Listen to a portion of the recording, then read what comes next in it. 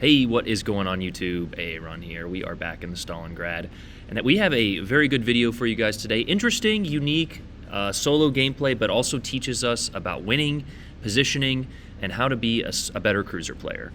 So there's going to be a lot that we're going over here in this video, mainly strategy.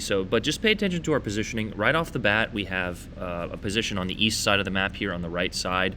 And very typically on this map, people will abandon this flank. I don't know why. It actually happens in this game on the enemy team, and it just gives up the ultimate crossfire. You will see it towards the end of the game.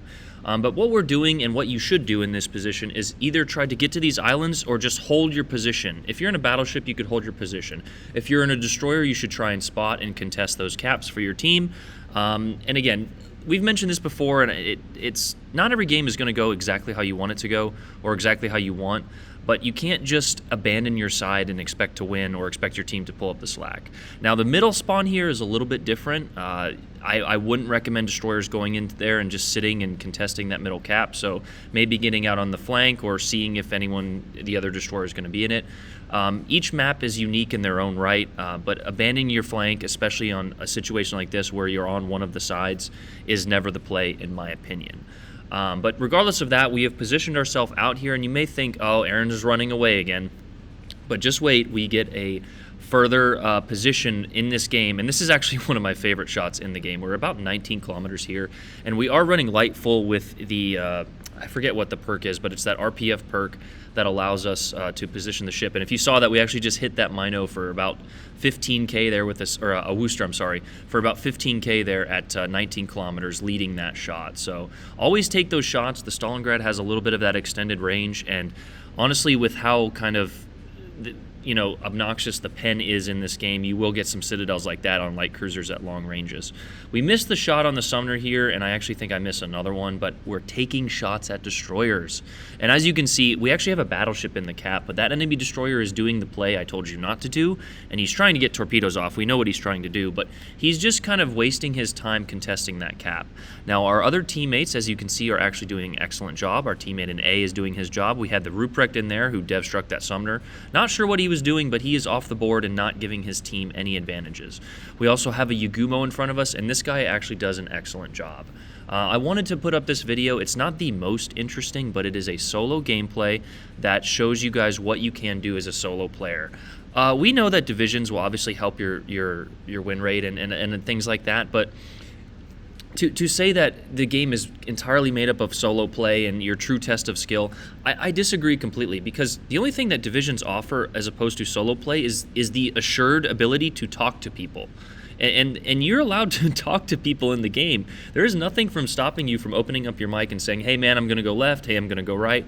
Now the problem lies is what you get on the other end of the mic.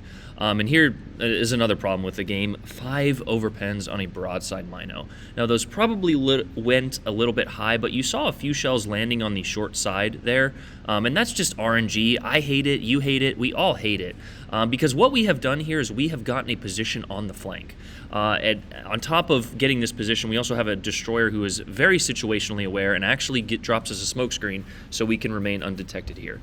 We killed the one battleship on our side. We're not sure where the other ships were. I believe that cruiser, that Worcester in the back there, was on this side and abandoned it. But as you can see, we won our side, and we are now getting the crossfire. We're not pushing directly into them, we're just getting their broadsides. And I'm not gonna lie, this next 3 minutes here is just some of the most frustrating RNG we've had. But we don't just sit there and complain about it, we just continue smashing. 2 pens and 2 overpens there on a broadside Colbert. Now he did back up, which may have adjusted the point of aim or allowed him to dodge a dev strike potentially. And just for the record, I know we tend to tease a lot about made up stats and things like that, and new player protection, which is just not true in the case of that Colbert, since you had to have steel in order to buy that campaign. But RNG sucks, and that's just something I want to point out. Sometimes we have the broadsides here, and we're just not getting the RNG. Again, a semi-broadside Worcester or Colbert, and we get 1 pen and 2 overpens. It's just sometimes you don't get things to go your way, and other times, as you saw with my YouTube short in the Stalingrad a while back, we had like 6 citadels on an Azuma, so at 17 kilometers. So sometimes you get it, sometimes you don't. But what we're doing here, instead of turning in, you notice we turned out, and what does that do? It allows us to get all guns on target, and it allows us to disengage if necessary. We are being spammed by no less than 2 ships here, shot at by the Republique, and the Kronstadt is also over there. So if he decides to turn his attention this way, we will be targeted by 4 ships. But what this is doing is it is drawing the enemy attention away so our team can win at A. As you can see, we have 2 battleships here in the back of the map. I don't know why. I understand if they had to reposition or if they thought there was a destroyer, but we killed that Sumner early on, and our destroyer was in A early on, so there should be no reason they should be back there, to be honest. Now, I will say this team does a fantastic job, but again, you have to be the most important ship on your team, if that makes sense.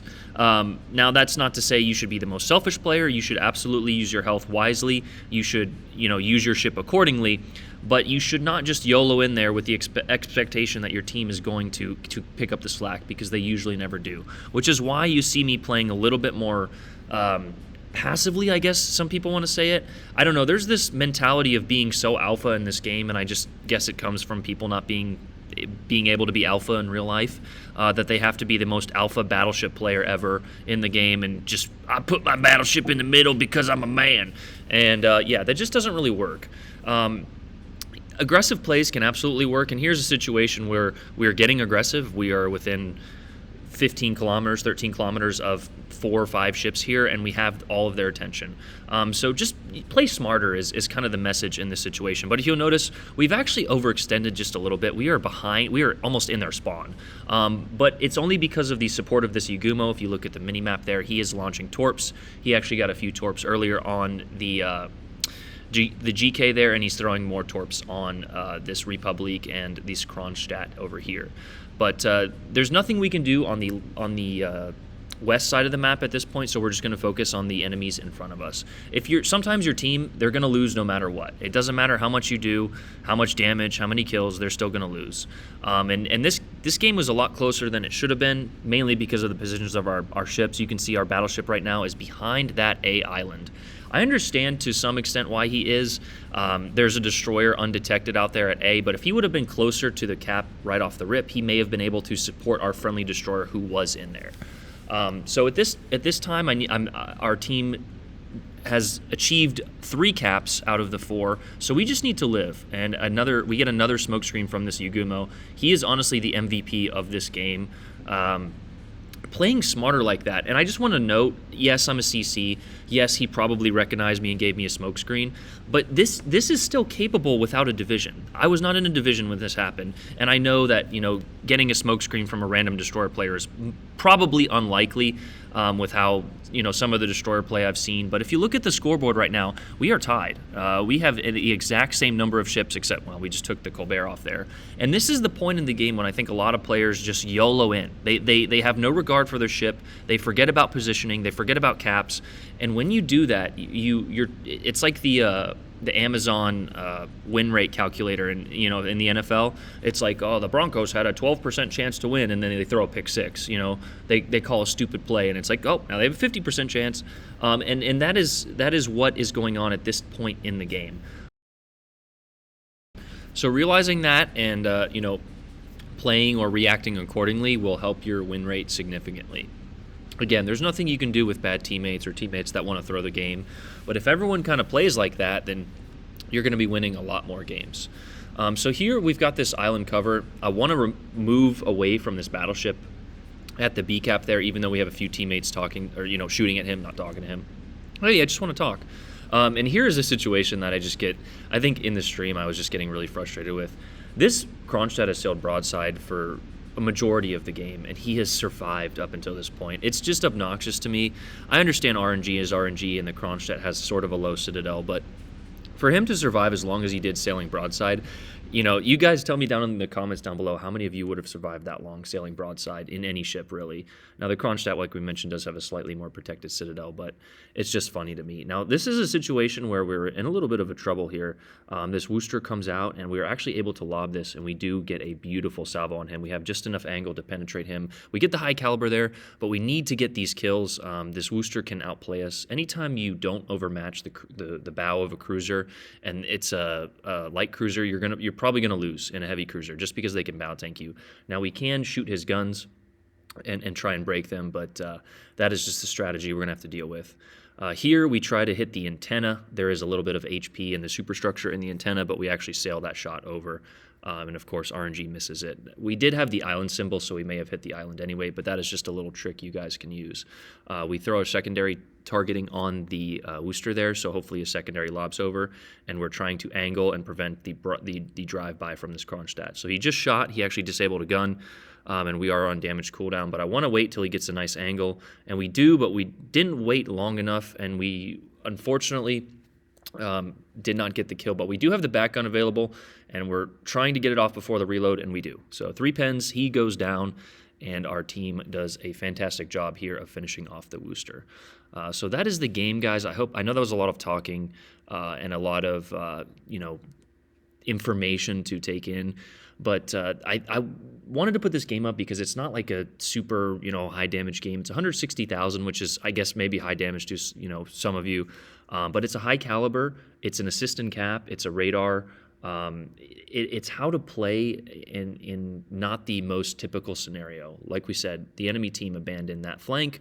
We pushed the flank. We developed that crossfire. Developing crossfires is 1,000% your job in pretty much every ship. Now, destroyers have a primary role of finding other destroyers and getting capture points and getting spots, but in heavy cruisers, super cruisers, and battleships, you should absolutely be developing crossfires.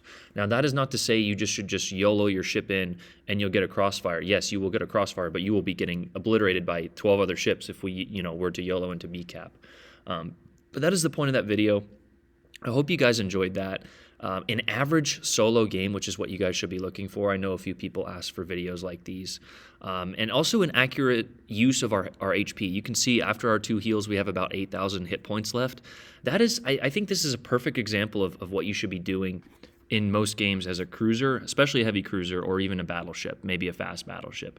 Again, each ship has its own unique niches here and there. The French are a little bit faster. The Americans have good accuracy, but are a little bit slower, etc. Knowing the ins and outs of your ship and what to do and how to play them are going to net you much better results in game. RNG will always be RNG. There's no conspiracy behind it. It's just random. It sucks, but it's unfortunate. And there we go with a 2,900 base XP result. Both that Yugumo, like I said, I wanted to give him a compliment in game. And I believe I've seen P-Bow before. Both good players, and the result is an excellent game there. So shout out to the enemy team. They did a pretty good job, and shout out to our team.